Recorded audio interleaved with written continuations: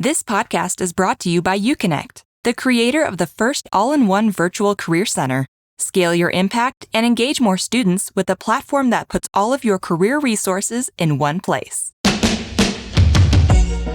Hey everyone, welcome back to the Career Everywhere podcast. I'm your host, Meredith Metzger, and for this episode, I want to share a recent conversation I had in the Career Everywhere community about strategic planning for the Career Center.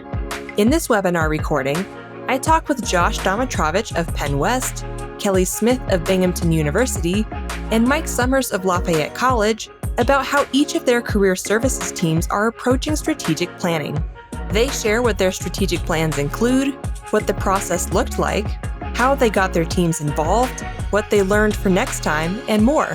Hope you enjoy the episode.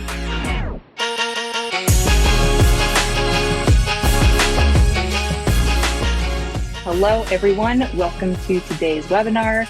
I am Meredith Metzger. I am the Director of Content and Community here at UConnect. I also host the Career Everywhere podcast and write the Career Everywhere newsletter, so you may have seen me there. Today, we will be talking about strategic planning for the Career Center. And as you can see, we are joined by three incredible panelists. We have Josh Domitrovich of Pennsylvania Western University, Kelli Smith of Binghamton University, and Mike Summers of Lafayette College. Now, originally, we were supposed to have Audra Verrier of Loyola Marymount University joining us today, but unfortunately, she was unable to due to illness. So many thanks to Kelli for stepping in at the literal last minute to help us out today. We're so glad to have you, Kelli. And I'll be sure to follow up with Audra on what she would have shared today when we have her on the podcast. So panelists, let's have you introduce yourselves. If you could just, again, please share your name, your job, work, a quick note maybe about your strategic planning approach, that would be great. And then we will dig into more specific details later on. So Josh, why don't we start with you? Josh Domitrovich from Penn West University. I'm excited to be here today. So Penn West, if you haven't heard of us, we're a newly integrated institution in Western Pennsylvania. We have three campuses, Northwest, Southwest, and kind of Central Pennsylvania. And we have a shared service model, an office model where we're one campus, one administration, one staff, one faculty, one service. So we support about 11,000 students across those three geographically separated campus locations and an online population of students. Our team's comprised of 8 professionals. We're actually hiring one, shameless plug, if anybody's interested. We have one open at our Edinburgh location. We have 3 GAs and about 10-ish student workers at a time. For our strategic planning, what you'll learn today is we really try to break it up into 3 different sections. We always have an end of the year, we call end of the year review meeting. We kind of celebrate what we've done and kind of close our data. And that transitions then to more of like a formalized strategic planning process, which I'll talk about. And then every single year, we also do kind of functional area reviews, and I'll talk about what those look like. So I'll share a document with you. I'll walk you through and I'll try to provide a lot of detail in case anybody needs it. So that in a nutshell is what we've done with Penn West, and I'm excited to tell you a little bit more here. Awesome. Thanks, Josh. Kelli, why don't we have you go next? Great. Thanks, Meredith. I am on here, as everyone knows. I'm pinch hitting a little bit, but very glad to be on here. And it's really wonderful to see the number of different people in the participant list. Some familiar faces and others I don't know, but glad to be here. I'm the Assistant Vice President for Student Success at Binghamton University. I'll be having my 10-year anniversary this Sunday, of all things, and I came in initially as the director of our Career Center. I now have oversight for also a couple other areas, but am still really pretty closely involved with both our office and just in our field. Our institution, if you're not familiar with Binghamton University, is part of the state of New York system, part of SUNY, and we're a Research One institution and one of the 4 primary academic centers. So we serve all of our students. We have a centralized career center that serves all nearly 19,000 students now. We're a growing institution as well. And our career center has really grown over time. When I started, were I think at 14, and we'll be with some new positions that I can talk about later that we've gotten this year. We've gotten, I think, 6, actually 7 new positions. We'll be at 30 by the time we get fully staffed. And so it's just a little bit about me and our institution. In terms of my approach to strategic planning, I'll talk about that a little bit more in detail. But I think the one little bit that I would say is it just really often depends on where your organization is, where the institution is, and also where your staff is in the process. So I can talk about how that has evolved for our team over the last 10 years. Awesome. Thanks, Kelli. All right, Mike, you are up. Good afternoon, everyone. I am Mike Summers. I am the Associate Vice President for the Gateway Career Center here at Lafayette College in Easton, Pennsylvania. So geographically, we sit literally right on the Delaware River. So we're about 75 miles from downtown Manhattan. So if that orients you a little bit about where we are. We are an undergraduate institution only of a roughly 2,750 students. Liberal arts and engineering, a little bit of a unique combination there. One of the unique identifiers of us as an institution. We also are Division I athletics, and 23% of our students are Division I student athletes. Rah, Patriot League football champions this past year. That's a shameless plug for our football team, but lots of other really strong athletes here at the college. And so very similar around strategic planning to Josh. We just got done with our 2 days of our planning meetings where we do an end of year review, where we do planning and goal setting, at least the start of for the next academic year. So we just completed that process. And as I'll share a little bit later, we're in a little bit of an interesting and really exciting situation and position here at the college around the timing of this for this year. So I'll share that in a little bit more detail as we go through the webinar. So great to have everybody here, and thanks so much. Awesome. Thanks, everyone, for those great introductions. I think that gives us some good context as we move into the rest of the discussion. So on that note, I'll go ahead and move into the Q&A part of today's webinar. So I know we've got a lot to cover in only an hour, so I'm going to do my best to keep us on track here. So again, I'll spend about 10 to 12 minutes with each panelist, and we'll cover, again, kind of how they approach strategic planning, what their plans entail, who's involved in the process, things they've learned, and so on. And then we'll open it up for audience Q&A at the end. And again, feel free to put your questions in the chat as we go along. So Josh, let's go ahead and start with you. So I'm going to just open it up with the big question. What does your strategic plan look like, and how did you approach the process? Sure. I appreciate it, Meredith. So yeah, I think it's really important to kind of set the stage and really think about what it means to do strategic planning. You know, sometimes it's often looked at like a scary process or an intimidating process. But at the end of the day, the way we try to break it down at our institution is you need to understand what your mission is. You need to have goals to support that mission. You need to be assessing what you do. So that's really the three central components of what we try to think about in planning. And that could look very different for each university and even each department, as Kelli already kind of mentioned in her opening. I think for Penn West, we're in a really unique opportunity and a position where we're newly integrated. The strategic plan just got placed, but we've had a president and then an interim president, and now we're hiring our first official president, all within 2 years. I've been in 3 separate divisions, and I've had 7 managers in those 2 years. Have a plan. The plan is there is no plan in a way. In some cases, when you think high level, we're just still trying to figure it all out as an institution. And that's scary. But what we try to do is be proactive in nature and think about how can we still strategically plan in a little turbulent environment as we kind of settle as a new institution. So that's kind of the context I think is really important. But what we try to do is we know that there's a strategic direction and plan that Penn West has created initially for the first 3 years. We're about halfway through it. So this new president, when they come in, they're likely going to either do a 2.0 or they're going to press reset and do their own. So we have to be very sensitive to that as we do our planning internally. I'm going to share my screen for you and show you what our summer planning has looked like. I'm a visual learner, so I want to be able to share that with all of you in hopes that that might be helpful for you as well. I wanted to give this context because I think wherever you are in the whole grand scheme of strategic planning, whether you've done it before or you've never done it, this can be helpful. These are the things that we've learned. So as Mike just mentioned as well, we both kind of operate in an end of the year type of celebration. And what we did on May 15th, we held about a 90-minute meeting with the team. We brought everybody together and we were very intentional about celebrating what we accomplished that past year. So every single staff member of our 8, they were asked to present at least 3 positive things 3 positive accomplishments for the year. That could be personal, could be professional, but it was all kind of related to what it is that we do and how we support the institution. I don't think we do enough about sharing the positives, so that was something we were intentional about. Shout out to Troy Hopkins for the idea of the virtual game. So I asked in the community, could somebody give me some virtual game ideas? I selected Troy, so thanks, Troy, if you're here. We did a little known fact game, just a little icebreaker. We learned a lot of cool things about the team. And then what we do at the end of the meeting is really talk strategy about what we're going to do in the summer.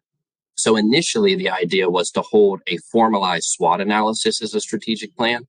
But then we got 2 positions approved to hire. We heard that a new president was coming in and we're going to be onboarding a new software. And we thought, you know what, that's enough. Maybe we don't try to throw strategic planning in the whole mix of things.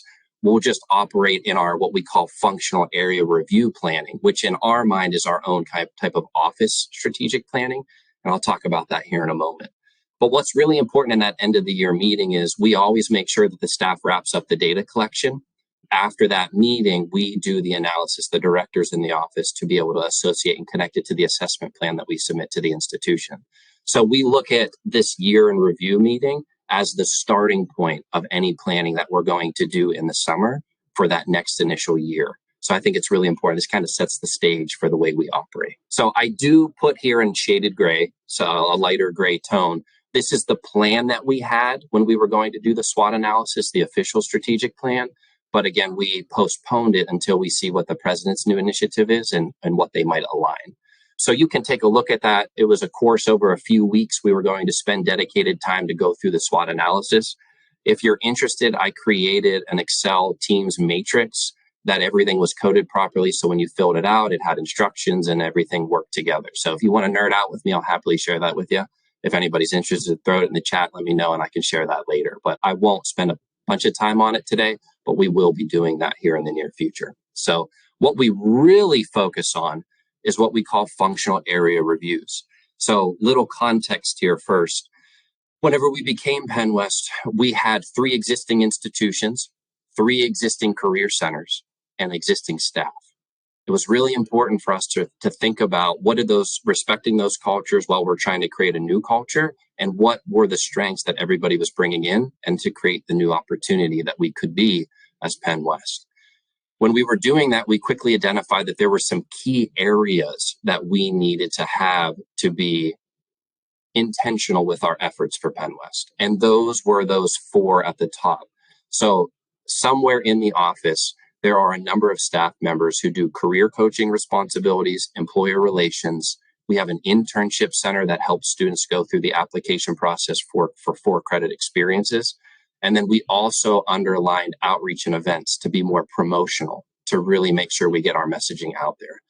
So what we do every single year now is that we have staff who are leads, that we call them functional area leads in each of these areas, that they work through their own type of mini assessment of what's occurring and what are they going to plan to improve for the next academic year. So they are aware of who they are, but what the process they go through is a 4-part process. And you should be able to see it all as I walk through it now. So part 1 is we ask that functional area lead to solicit as much information from the entire team as they can. We want feedback on what worked well that academic year and related to career coaching, or what maybe didn't work well that we want to try to improve. It's the lead's choice and how they want to gather that information. Some of them they send out surveys and the team takes it on their own time. Others, we hold dedicated time in our staff meeting, and then they can actually gather feedback that way. What we ask them to do is make sure that they cover these 4 areas. What were some good things that happened in the last academic year? What were some changes that were implemented from last year to this year? Are there any areas that they want feedback on? So maybe career coaches are really struggling with an area and they just want to brainstorm with the team first before they actually go and dig into trying to make some decisions. And then, of course, anything else, open discussion and feedback that they want. Based off this gathering of information, then the functional area lead takes it back to their kind of mini team. So for the staff that have career coaching responsibilities, there's 4 of them. So those 4 get together and then they draft out a functional area recommendations report of here are the things that we want to do and improve this next academic year. So each of those functional areas does that. And then what they'll do is they'll share out that report back to the entire team, because the mistake that we made last year that we didn't make this year is that we didn't do that necessarily sharing and educating outwards in the team. And there was a lot of overlap or miscommunication in terms of something. So decision the employer relations team made would ultimately impact the career coaches, and they weren't prepared for that influx of the request.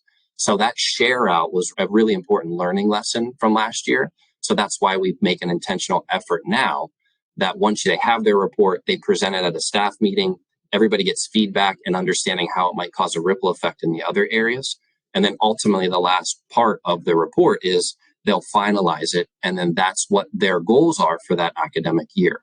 So when we think about strategic planning, all these things align with our general mission in the office. And then these are the short-term goals that are trying to help us accomplish the long-term goals that we set as an office, which there were two: systematic integration inside the curriculum and the co-curricular experience, and then bolstering up our experiential learning and internship opportunities for students. That's what Penn West wanted.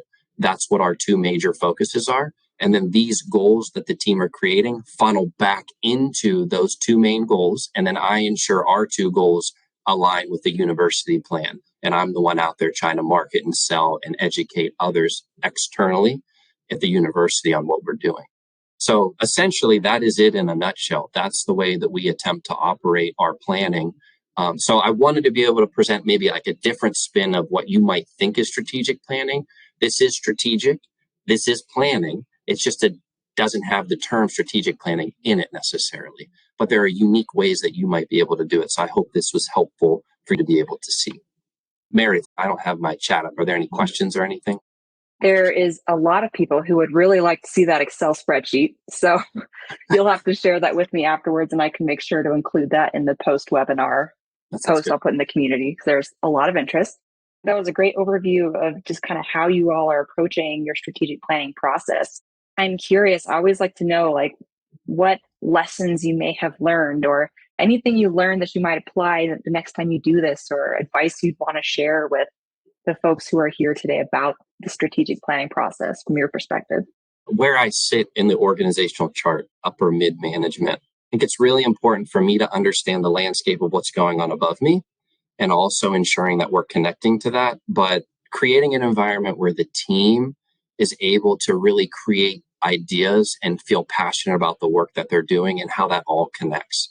So I hope what you saw through my very quick outline and presentation is that this is the team drives this entire thing. This is their ideas, it's their thoughts, it's their perspectives.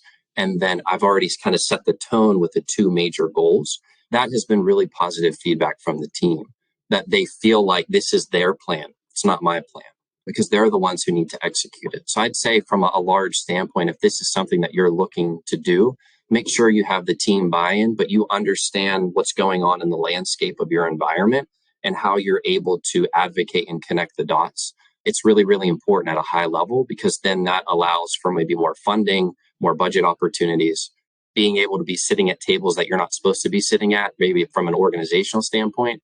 The biggest blessing of Penn West so far, although it's been frustrating to have 7 bosses in 2 years, is having 7 bosses in 2 years. I've been in 3 different divisions. We've been able to prove ourselves in every division and really not be changed, which has been a good thing. So we've been able to kind of cross-pollinate and make a lot of different moves. And so much of it has been because the team's been flexible. And it's really been because we set a plan and we're sticking to it to make the changes. Awesome. Love that. I think that's some good lessons learned for sure. Well, in the interest of time, I will probably move on, but really quick, is there anything else you want to add, Josh, before I take us over to Kelli? I will make sure I have the Excel go for everybody. And if there's any time that remains, I'll happily share it for anybody that wants to stick around. I can walk you through it, but if not, that's good. And I'll look at the chat to see if I can answer any questions if anybody has. All right, Kelli, you are up next. Okay. So I'll just kind of kick us off with, again, this kind of the same question. What does your strategic plan look like, and how does your team approach the process? Thank you. So from my vantage point, I'm kind of coming at this a little bit differently in the sense that I have basically that 10-year span, right? So when I very first started 10 years ago, our office was in need of, I think I was hired in part to kind of come in and shake things up a little bit, do things differently. And I was very fortunate to have a team that was ready for that and ready to do some things really differently. So in a pretty quick amount of time, my first summer, we did a lot of work around creating a strategic plan at that time. And then at that point, it was a 5-year plan and we had a retreat. It was much like what Josh was saying, wanted this to be coming from the team and the staff in many ways. But I would also add that I think sometimes you come in as a leader and you are aware of some things that are expected. You may have some of the things that you are coming in that you're kind of hoping to achieve. You often have a university strategic plan. We're very fortunate that our university strategic plan that I came in with at the time and has basically remained as the same because we've had the same president this entire time, had both high impact practices as well as career outcomes built in. And one of the priorities, we could also really align with that as well. So while the main point of our summer retreat, which thinking back, I remember it very well, even though it was 10 years ago, I remember the joy I had when the staff were coming up with some different things that I knew I was really hoping would happen, but it kind of came from them, as well as some of the data that we were gathering from partners from across campus. So at that time, it was a very different situation than what we're in now. We were really expected to kind of reinvent how we were doing things, reinvent our perception on campus by stakeholders, students, everybody. And so it was a little different. And I guess when I was thinking about this and the little bit of time I had today, what was very different for us at that point was because we had a much more external expectation, we did do more of shopping around what our plan was in a way that we didn't in our most recent version, which I'll explain in a minute. But at that point, we came up with areas of priority and metrics and some different things. And I feel like did a pretty okay job, thankfully. But in around 2020, our director at that point really wanted to create a strategic plan to help the team. It's time to throw out the old, let's try and do some new things. And so she really did an excellent job of working with the team in a more internal way, I would say. And in part, that made sense at that time because we had made a lot of progress. And frankly, to some degree, sometimes when you're going through pretty tremendous change, I think you really have to be in tune with your team, right? And so that was a different approach in that it was a lot more internally driven and a little less member checking of the campus, employers, students, and that kind of thing. And you can see what that plan was. It was started the process around 2020. They worked with an external consultant, Andy Sepperly, who I'm guessing many of you are familiar with. And he came and worked with everyone to eventually create 3 pillars, which are in the document in the PDF that Meredith provided. And then 3 teams were formed around each and to develop the metrics for all of those. What we did very recently, because our office, so it's almost like a third iteration, but to be honest, a much more low-key approach very recently, just a couple of weeks ago, is really just a 2-hour check-in of where we're at. So our particular year this year has been yet another, and I'm not complaining because it's been a great year, but we've gotten a lot of additional resources from largely our state who has prioritized internships especially. So we really benefited from that and gained 5 new positions, 4 of which will be industry specialists, and then 1 that's focused on high impact practices and especially HIPS. And then one of the colleges decided instead of having their own person, that they're going to have a Fleischmann staff member housed in their downtown campus. So it has been fantastic. And I recognize, especially when I know many colleagues are going through budget cuts, we're sort of the opposite, but it also meant and needed to acknowledge with the team searches and just thinking through these different things. And we had the most one-on-one appointments that we've had ever in this past year with our existing staff. And so it's been a very busy year, and nobody was really, even though we're probably technically due for another new round of strategic plan, the team's just not there right now. And so what we did instead is just schedule a couple of hours to really especially check in on our mission, vision, and values, which for us have been incredibly core for the work that we do, as well as identify some priorities for the next year. So we had set up some exercises, came up with some different themes. We have a fairly unique shared leadership style within our career center right now, where I have a role and we have 2 senior associate directors. So the 3 of us are right now in the process. It's essentially like qualitative research, if anyone has done that, where we're coming together with our themes, and we're going to do some member checking with our staff in a couple weeks' time that are our priorities for the next year. And so one of them looks pretty clear to be, of course, internships. That is for us huge, and in part it's externally driven as well, but we also know we really need to make some progress there.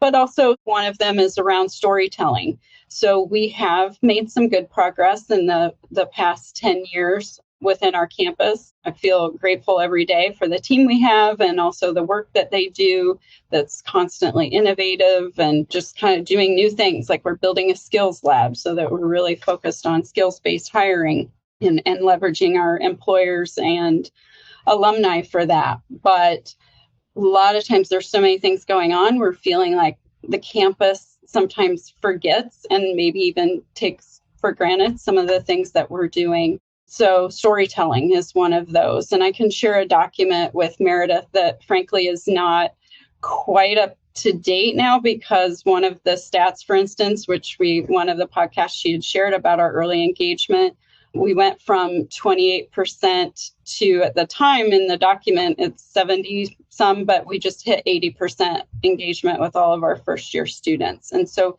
that kind of thing is really important to get out to campus, and is the kind of thing that was in this document that we had commissioned. It's basically top 10 innovations of the Fleischmann Center, so that we can kind of share that with campus, because we rely incredibly on our partner offices across campus and colleagues, not only for gaining resources, right, but credibility and ensuring that they're referring students into the pipeline of support. But we have, because of the pillars in that document, really been able to address and make some progress on some different things, such as the early engagement. And frankly, UConnect was key in that, in having tailored information for our students and being able to identify them. But also some of the work that we did helped us in that strategic plan leverage new resources when this new money was coming this way from SUNY. So I'll leave it at that for now. It's fairly high level, so I apologize. I don't have great graphics and documents to show on the screen like Josh did, but hopefully that's helpful. Oh, and how many students we have? Just under 19,000. And we do serve all students from really, frankly, prospective students on until up through PhD level. So saw that from Dr. George question. Yeah, I was going to pose that question to you if you didn't see it. So thank you for adding that additional context. And just thank you for that overview in general. Similar to how I kind of wrapped it up with Josh, is there any lessons or advice that you would like to share, or anything else you would like to add before we move on to Mike? 2 bits of advice. And one, I see Gerald, who's an amazing Binghamton alum, had asked a question that I will respond to his question as well as yours.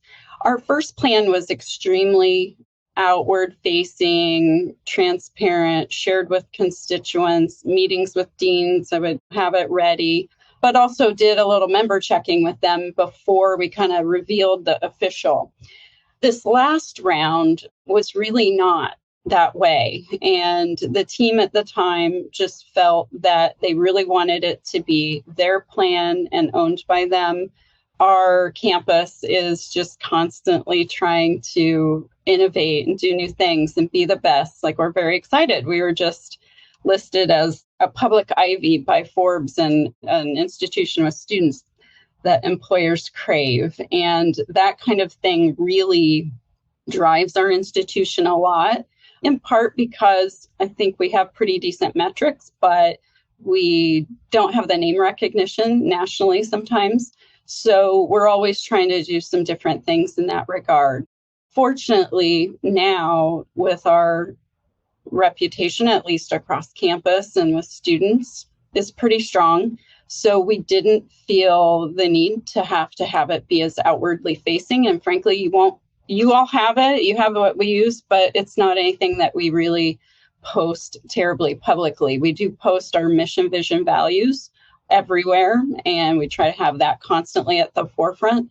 But we haven't really, this round, like we did the first time when I was here starting in 2014, really been that outward facing with this last round. But I will say one other thing, and this was something I learned at my first professional job out of grad school around strategic planning, and that was when I was at Georgetown. We really believed, and I saw it in action, that if you don't dream big and you don't have it out there on paper and share it with leadership, it's pretty hard to make it happen, right? So a lot of times it's very important to have what you might call shovel-ready projects, right? We always hear about that, but it's also really important when you have this in a strategic plan, and maybe you have a donor that is coming in, it not only helps signal how important this work is and what you're doing to accomplish that work, but it also helps you sort of set that agenda much more. So I guess that's the only other thing I would share. Awesome. Thank you, Kelly. The mission, values, vision webpage that she mentioned is also linked in that PDF that's pinned at the top of the chat. Just an FYI. Do your students get terrible career advice from YouTube and TikTok? Give them access to better video content with Candid Career Plus. The YouTube of career videos, Candid Career Plus is an expansive video library with thousands of career-focused videos that cover a wide range of topics, interests, industries, advice, and more. And every video is sourced from best-in-class career content creators, including ADP List, Way Up, and many more. Learn more at gouconnect.com/Candid Career Plus.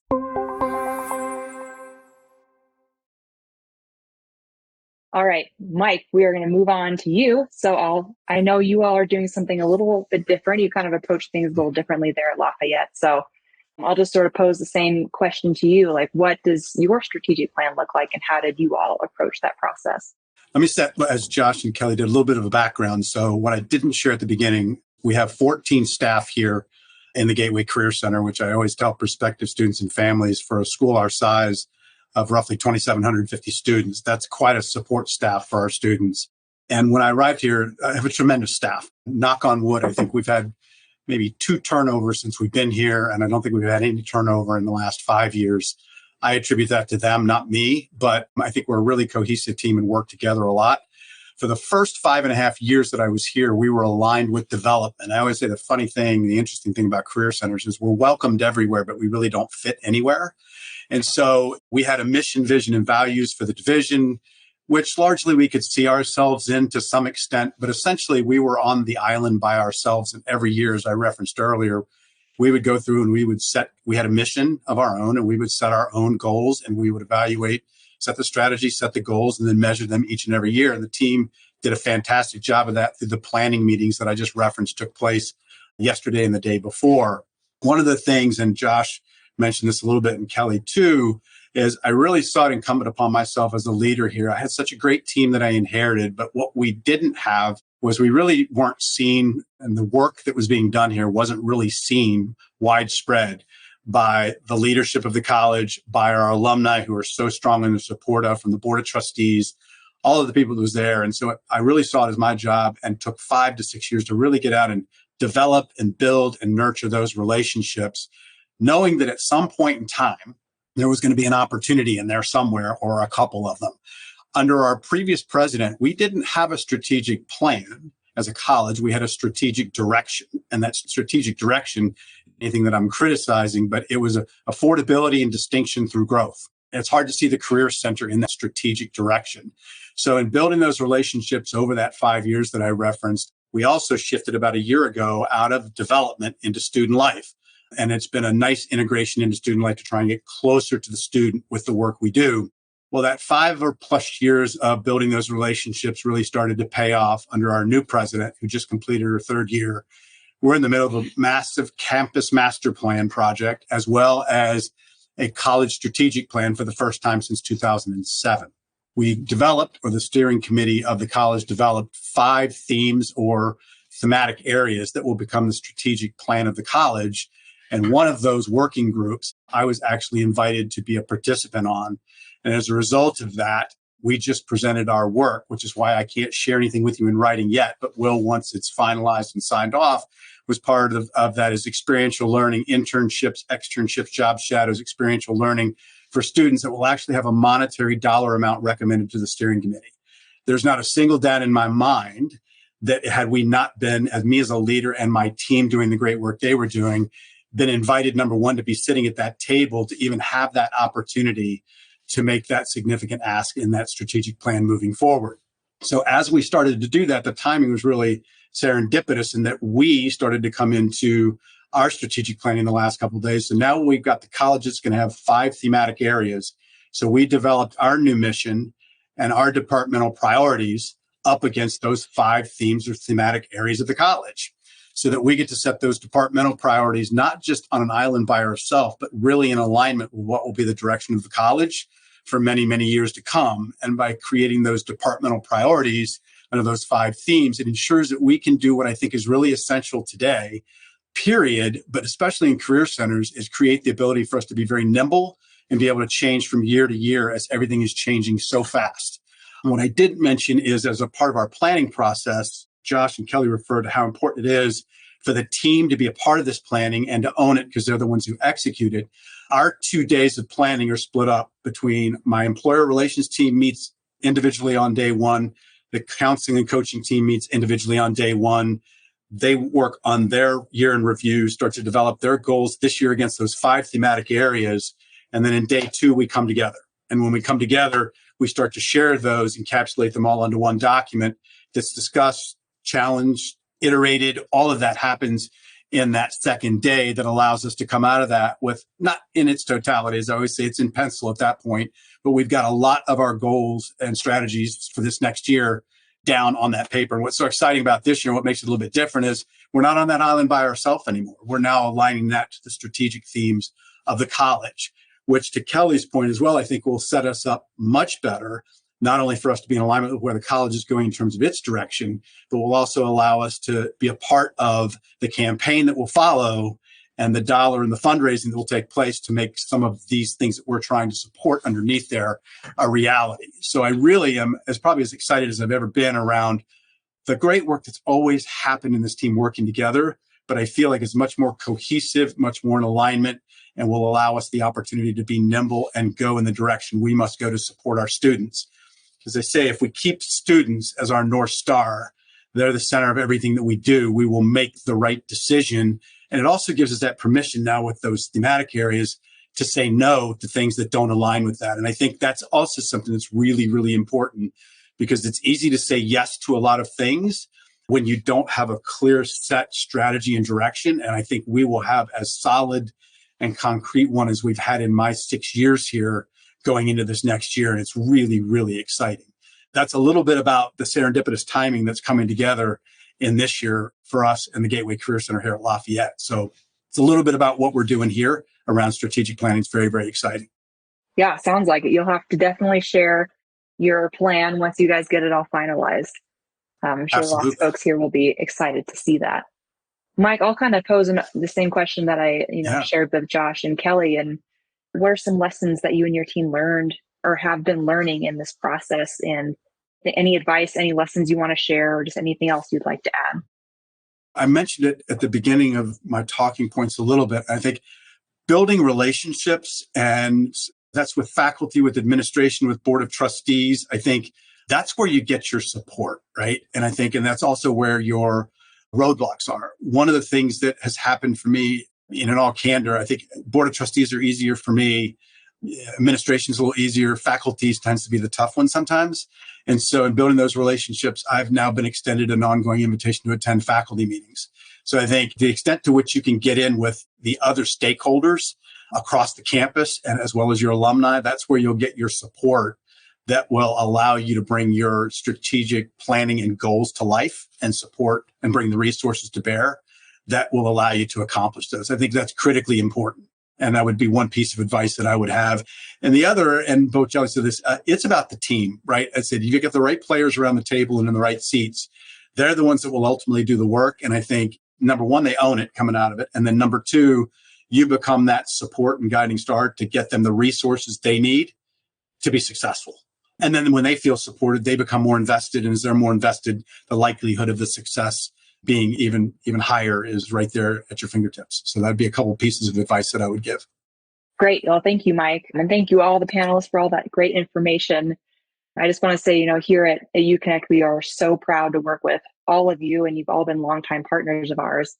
And it's just cool to hear how you all approach strategic planning. And I know UConnect kind of plays a role in all of your strategic plans in terms of how you engage students and engage all the other stakeholders in the ecosystems you're trying to reach. So on that note, before I transition into audience Q&A here in a sec, if any of you watching the webinar today would be interested in continuing the conversation and learning more about how UConnect can fit into your strategic plan, can help you engage more students like it's helped all of these folks, please fill out the form in the chat. My colleague Ashley Safransky will drop the link to that in the chat here shortly. So while folks are doing that, I will go ahead and just kick off the audience Q&A. We'll get to as many questions as we can, but if there's any that we don't get to, we'll put them in the comments in the post in the community after this. And again, continue that conversation. So the first question is coming from, let's see, it says, how does leadership course correct a proposal if the feedback and proposed direction is not necessarily aligned with the higher level direction or needs? So I'll pose that to all of you. Feel free to jump in. I want to underscore a comment that Mike made that I think is critical when we think about planning. If you heard Mike, the work that went into strategic planning happened years ago, right? It's relationship development. It's getting into rooms and having conversations with a lot of people.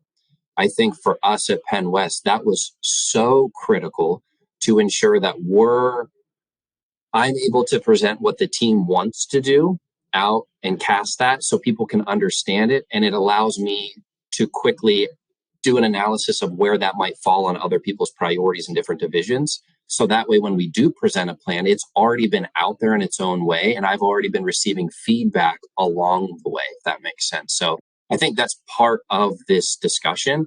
It's getting out there, having conversations. We call it a listening tour. We go around and we have conversations. We truly try to understand what's going on out there to help it inform our decision. So that when I take it to the provost, who's my boss now, I already know what he's going to tell me because we already had the conversation or where the hangups might be. But if it were to happen and there were to be something that maybe needs to be course corrected, we just always make sure that any decision that we make is backed by some significant amount of data, or that there's a significant amount of rationale as to why we're proposing the plan and how it aligns with everything else that's going on at the institution to try to make it as bulletproof as possible.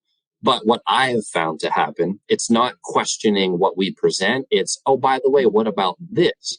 Have you thought about adding this to your plan? That happens more to us than it is disagreement in a way. It's more of, we really want to go in this direction too. How can you help do that? Does that fit in your plan? The other point that I'll underscore that Mike said was the saying that we say in our office, learn how to strategically say yes, which is essentially saying learn how to say no. So when people are coming to you, we have to really be intentional with what we say yes to now more than ever. It's funny, we have 11,000 students, we only have 8 staff, and you can compare that to the colleagues on the screen.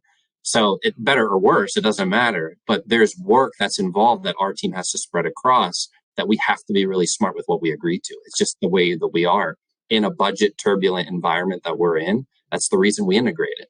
So it's so critical that we're smart with what we choose to do. That's my take on it. I've only been in higher education almost 9 years, but I would say in my 9 years, historically, we are great at saying yes to new things and not letting go of any old things. And it's also giving your staff permission to say no or not now, right? I think, and knowing that you'll sort of be that protector for them to be able to do that. And it allows you, I think, ultimately, once that muscle starts to develop in them to be able to say, no, I don't think we should do that because it doesn't align with that priority or it doesn't drive that initiative. That muscle grows. And I think you get deeper engagement from your staff. You get really good, insightful, concrete goals and objectives that you go after that you can then defend, right? Josh, as you're talking about, you have the data that defends what you do and you're able to say that, I think. But it's a muscle that has to be developed because it's one that I don't think it's either been non-existent or atrophied, because I think sometimes we're fearful of doing that. But giving your staff permission to say no or strategically say yes, I like that, Josh. That's a much more positive way to say it. That's one thing that I've really tried to work on over the 6 years plus I've been here. That muscle memory is so important for our team. The amount of the time that I had to spend with the team to say, it's okay that you say, right? Like, you don't have to say yes to that, or why did you say yes to that? It was like a complete culture shock for them that I was coming to them and saying, why did you say yes? Because they just felt they had to. So I would agree with Mike. That was such a good point, Mike. I will just kind of add on to what you're saying. That's the tricky balance. I feel like that many times, whether you've been in the field in higher ed 9 years or 30, I feel like we are terrible about saying no to things. And I'll give an example. Last summer, I created a Google Doc for people to anonymously, and all 3 of my teams, to throw out ideas of put out to pasture. So things that we don't any longer feel like make sense or that we would want to do. And I got one sort of idea and then one sort of commentary. And that's among a team of, at least 45 people at the time. And in part, it's a challenge because we often get to a point, where we're hiring people that are high performers. They want to be excellent. We want to be the best at things. And so sometimes it's also you having to work with your team members to, much like what you were saying, I know you love this project, but are we getting the ROI on it that makes sense? And at the same time, the balance that's tricky is that I think historically, and sometimes we've stepped into organizations where this was the reputation of, if you are tending to worry so much about boundaries and so much about saying no and not being able to at least strategically say yes for certain things, you get into a really difficult situation. So for me, I guess your original question, Meredith, I would hope we wouldn't have anything that is really not in alignment.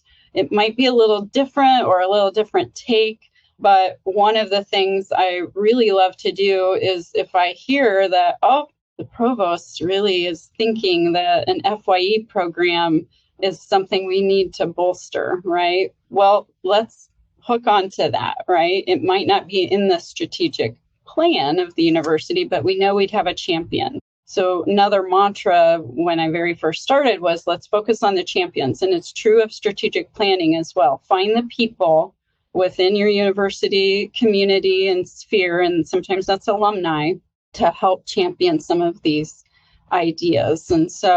And elevate them, right? Celebrate them. That's, I guess, the only other thing I would add to what was already said.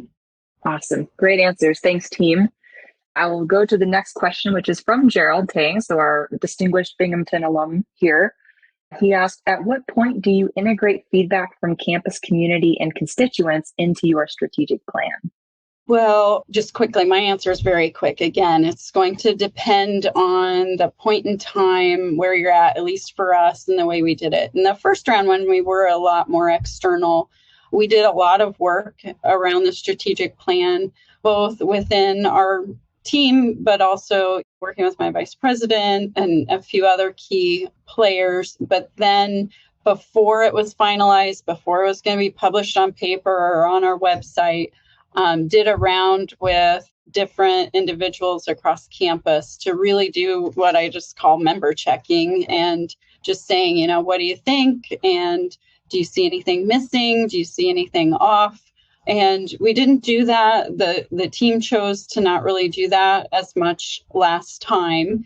We do have one item that one of our partner offices has kind of said, well, what about, and it's already kind of out there and published, so it makes it pretty tricky. So I do tend to believe that it's very important, but again, where the team was at the time, they just really felt like they had to take something and own it and go forth. But I would say definitely at least some point before anything is published, but it's very good to do some different, whether it's survey, input, what things do you think we need to focus on? When I initially did my rounds with deans when I first got here, kind of asking them what their perceptions are. And you can really use and leverage that when you have other people bringing things up. And then you're going to have a lot more credibility, I think, oftentimes in your plan when that input is there from the beginning. And there's, of course, a multitude of ways to get input, but doing that also in the beginning and helping sometimes inform the team on what perceptions are from students, peers, employers, alumni. It's really helpful, right? Sometimes we have our own blind spots. Yeah, Meredith, I don't want to add too much because I think Kelli covered really a good section of it. But what I would say is, Gerald, to answer that, be careful with the feedback that you receive and who you ask it from. Because I think you could ask for feedback from a lot of different people, but if you don't trust those people or those people have no idea what you do anyway, did that really matter when you ask for the feedback? Like, be intentional with why you're asking for the feedback, whom you're asking to the feedback from. And that's not to say people are bad at this place. It's just, in general, it's really important that you know who you should go ask information to. For example, when we have our plan like 75% of the way, we have a career readiness committee on campus that I created, where there's a faculty member from each academic department and program that sit on it. They volunteered to sit on it. That's the group I go to first because they're the ones who wanted to be a part of the career journey. So they're my first outlet. And then from there, it's deans and others or some staff members that might engage in student affairs. So it's got to, I would say, ask why do you want the feedback and who are the right people to get the feedback from, and then let that drive the potential change that you might have, that might happen to your plan. That'd be my only asterisk on what Kelli said. Yeah, I think that's a great point. It's always hard to create something by committee, as they say. All right, well, we are like a minute away from time, so I think I'll cut the Q&A off here. For those of you who put questions in the chat, thank you, and I will post those as comments again on that post that I'm going to put in the community shortly after this, so we can keep the conversation going. I'll have each question be some comments so we can just answer those questions in the thread. And again, if you think of more questions later on, again, put those in the comments on that post. But just thank you everyone for joining us today. I hope this was helpful and you're walking away with some inspiration and new ideas heading into the summer. And a huge thank you especially to our three panelists, Josh, Kelli, Mike. Just thank you all so much for taking the time to be here and share your expertise.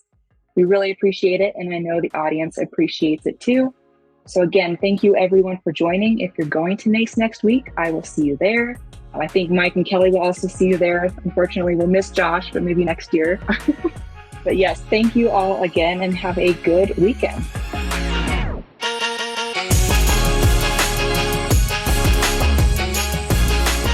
That's all for this episode of Career Everywhere. Thanks so much for listening. If you enjoyed it, please be sure to hit subscribe and rate and review us wherever you get your podcasts. We'll see you next time.